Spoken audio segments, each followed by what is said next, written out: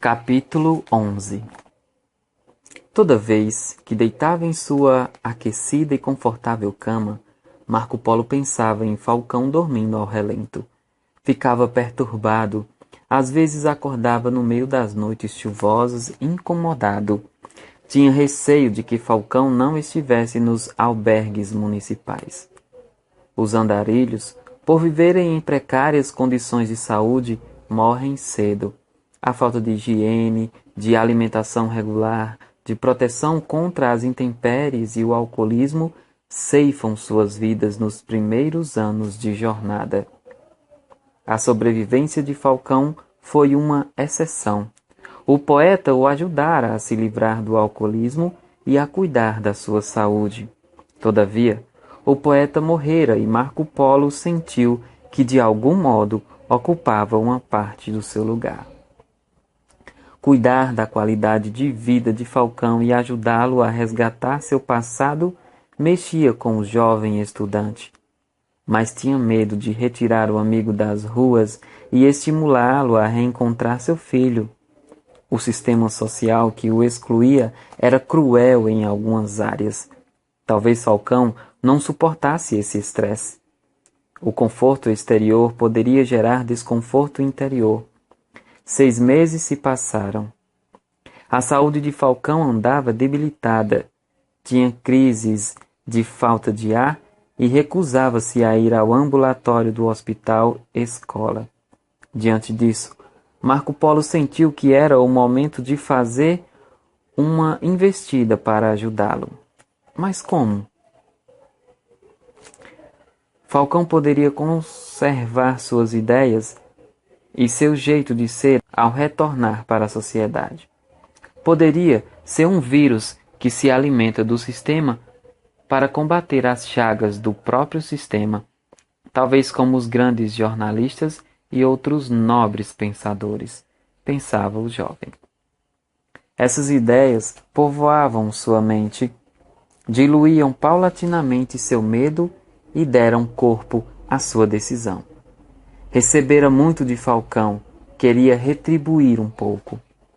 Por outro lado, embora não quisesse sair das ruas, Falcão sentiu pouco a pouco que precisava construir uma ponte com seu passado.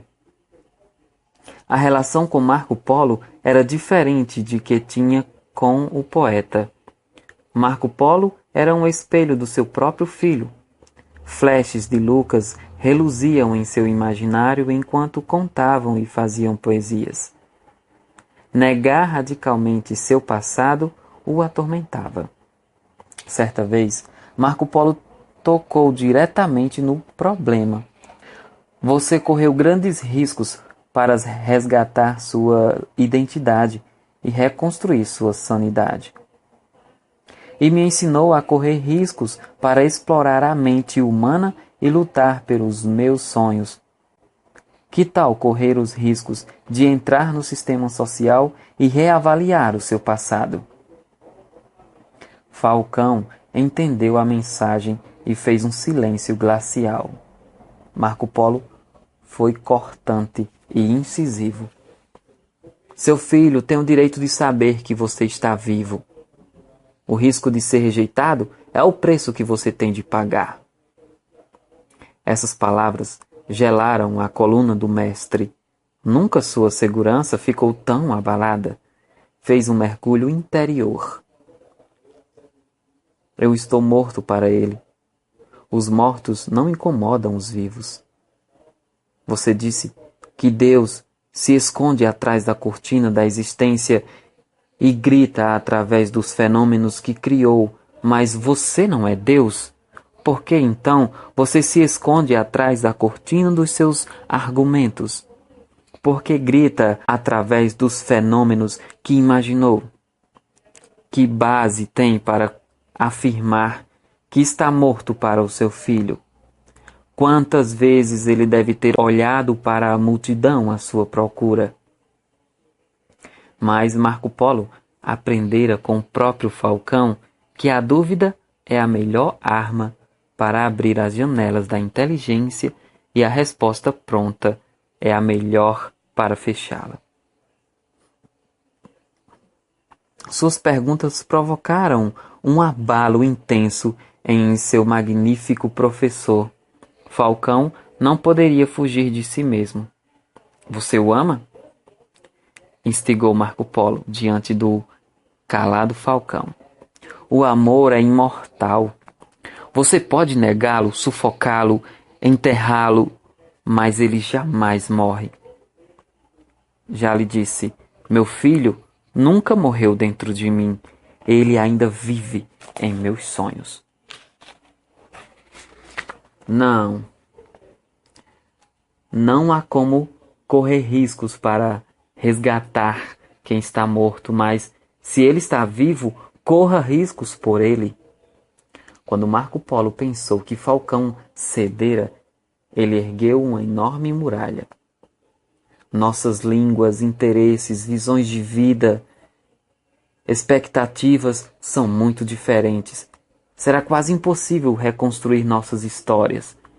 Se mesmo convivendo por anos a fio, os membros da maioria das famílias não toleram suas diferenças, não se respeitam, como esperar harmonia entre dois instrumentos que há mais de 2 décadas não tocam juntos?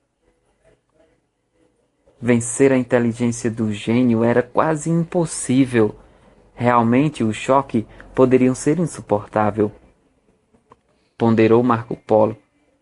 Mas falharemos 100% das vezes que não tentarmos, refletiu. Teve a sensação de que ninguém conseguiria transpor a fortaleza dos pensamentos do filósofo, lapidada pelas crises psíquicas e esculpida pelos corredores da vida. Mas tinha uma última bala em sua arma intelectual, um argumento forte. Construíra esse argumento ao longo dos meses da relação com Falcão. Lapidara-o pacientemente, como Michelangelo fez com o mármore bruto em busca de sua obra-prima. Sedimentara-o, assimilara-o e o escrevera. Era o momento de discorrer sobre ele, o princípio da corresponsabilidade inevitável. Esse princípio mescla alguns fundamentos da psicologia e da filosofia. Falcão, você nunca viveu fora do meu sistema. Quer queira ou não, você faz parte dele. Que absurdo! Não confunda o meu mundo com o seu. No meu, as pessoas são transparentes. No seu, elas se disfarçam atrás dos sorrisos, da estética. No meu, as pessoas têm tempo para investir no que amam. No seu, elas são transformadas em máquinas de trabalhar e consumir. Marco Polo ficou constrangido, mas não se intimidou.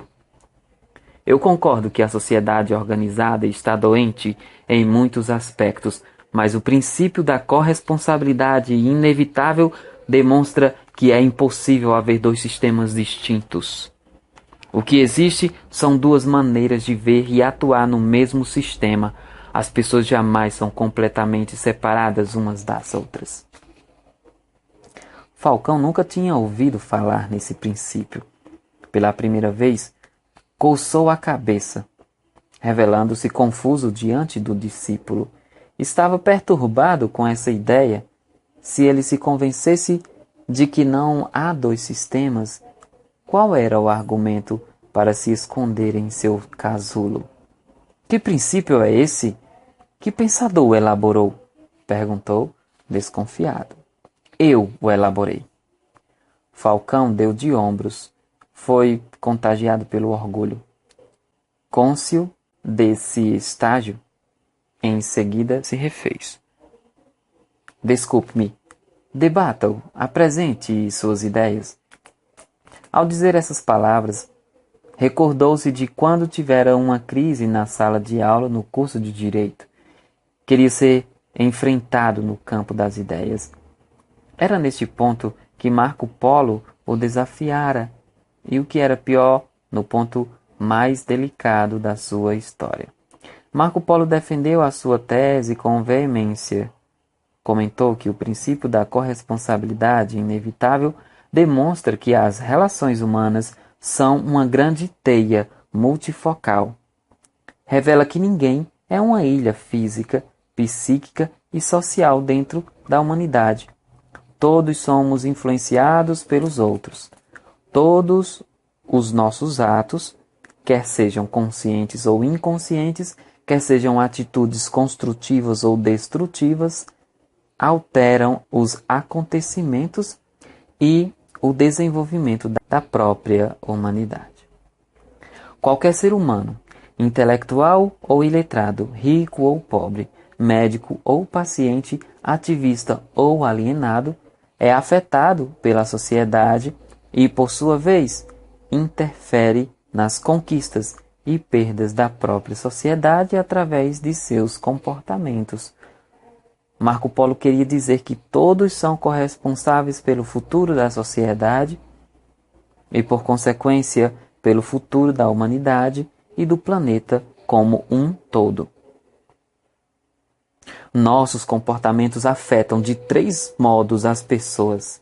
Alteram o tempo delas, alteram a memória delas, alteram através do registro desses comportamentos e alteram a qualidade e frequência das suas reações. Alterando o tempo, a memória e as reações das pessoas, modificamos seu futuro, sua história. Falcão começou a sair do estado de indiferença para o de assombro. Aonde esse garoto quer chegar? Pensou. Marco Polo foi mais longe. Discorreu afirmando que os mínimos comportamentos podem interferir em grandes reações na história. O espirro de um norte-americano pode afetar as reações das pessoas no Oriente Médio. Uma atitude de um europeu, por mínimo que seja, pode interferir no tempo e nas ações da China. Falcão começava a entender aonde seu amigo queria chegar, mas ainda não estava completamente claro. Observava atentamente cada uma das suas frases. Marco Polo passou da teoria para os exemplos.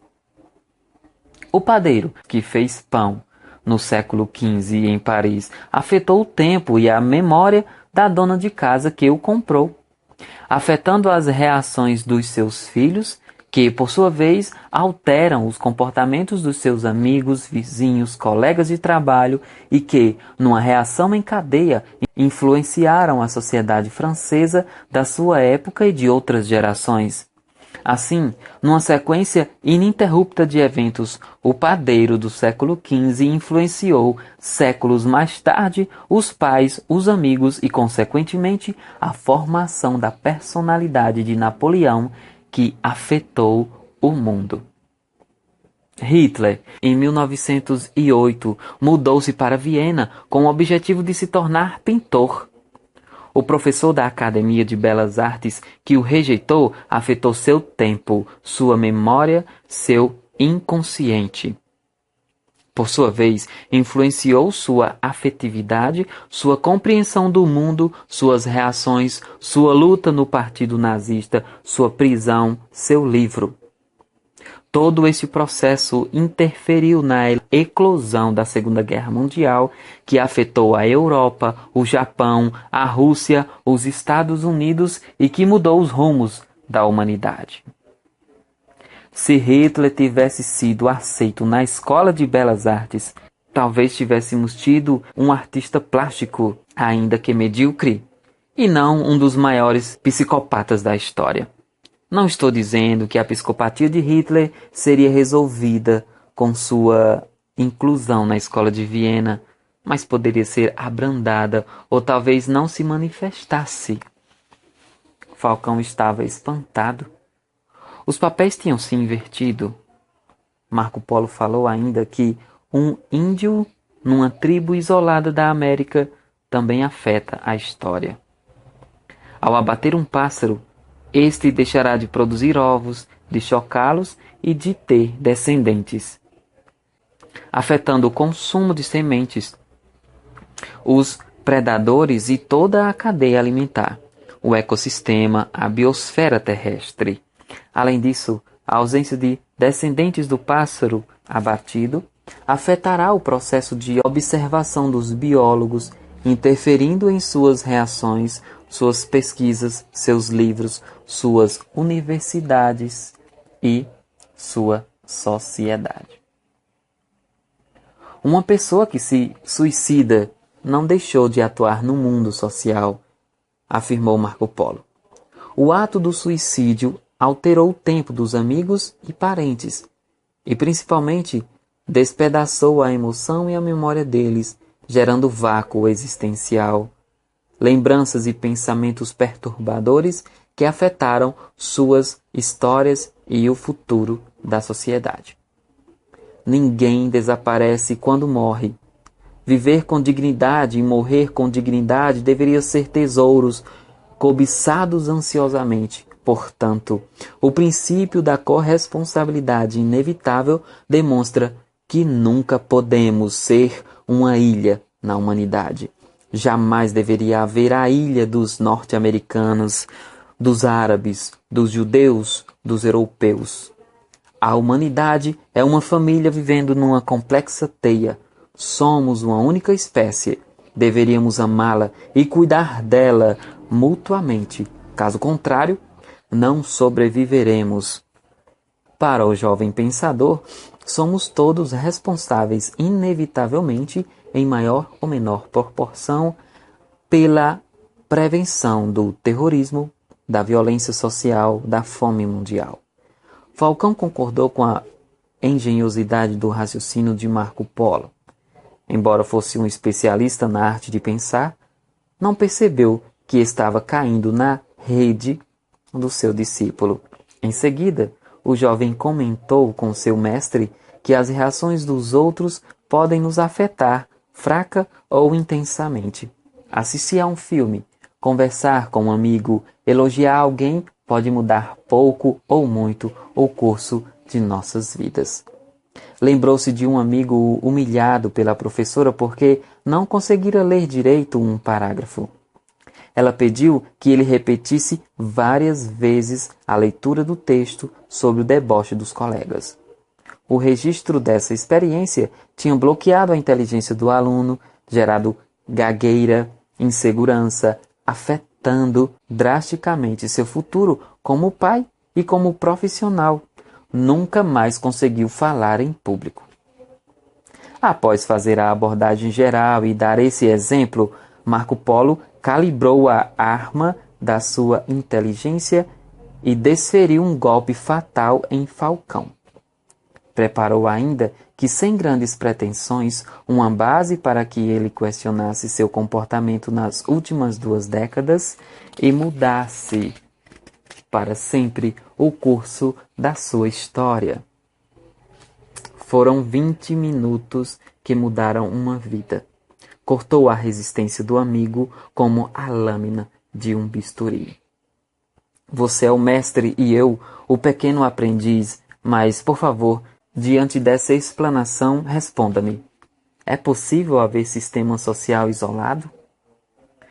Falcão deu um sorriso entrecortado e admitiu honestamente: não. Há sistemas que pouco se comunicam, mas não são isolados.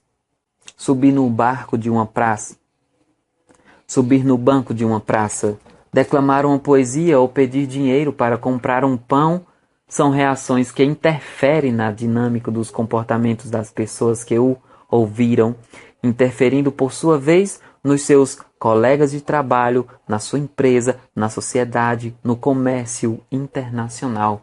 Por isso, fechar-se em seu mundo pode ser um ato egoísta. Você concorda ou discorda? Sob essa ótica, o isolamento pode ser um ato egoísta, disse Falcão, transpirando. Você se fechou dentro de si mesmo porque a sociedade o excluiu e o discriminou. Mas você se superou, tornou-se um sábio. Essa mesma sociedade que o feriu precisa das suas ideias e da sua coragem para se transformar. Até porque o seu sistema nunca foi separado do meu. O mundo desabou sobre Falcão. Ficou boquiaberto, pasmo, reflexivo. Como ele nunca havia pensado nisso? Marco Polo tinha razão. Interferimos na memória e no tempo dos outros a todo instante. A memória e o tempo nos unem numa inevitável rede. Suas ideias são amargas como fel, mas não posso fugir delas. Eu influencio seu mundo e sou influenciado por ele. E para completar, o jovem fitou o gênio e deu-lhe o último golpe.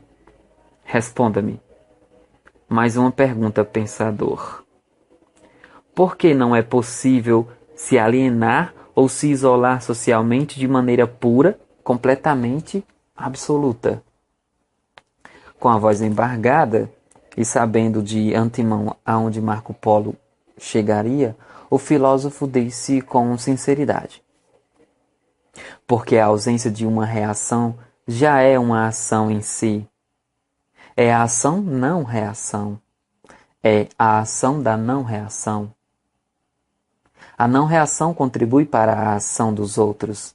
Assim como uma pessoa que se cuida continua interferindo na história dos seus íntimos, um pai que se torna um andarilho continua interferindo em seu próprio filho, falou Falcão com lágrimas nos olhos. Muito bem, mestre. Sei que é doloroso tocar nesse assunto, mas sua ausência desencadeou uma sequência de eventos que influenciaram a personalidade de Lucas. Toda vez que ele o procurou e não o encontrou, ou teve de explicar para alguém a sua ausência, você alterou intensamente suas emoções, pensamentos, autoestima. Portanto, nunca deixou de ser corresponsável por ele. Falcão levantou-se do banco.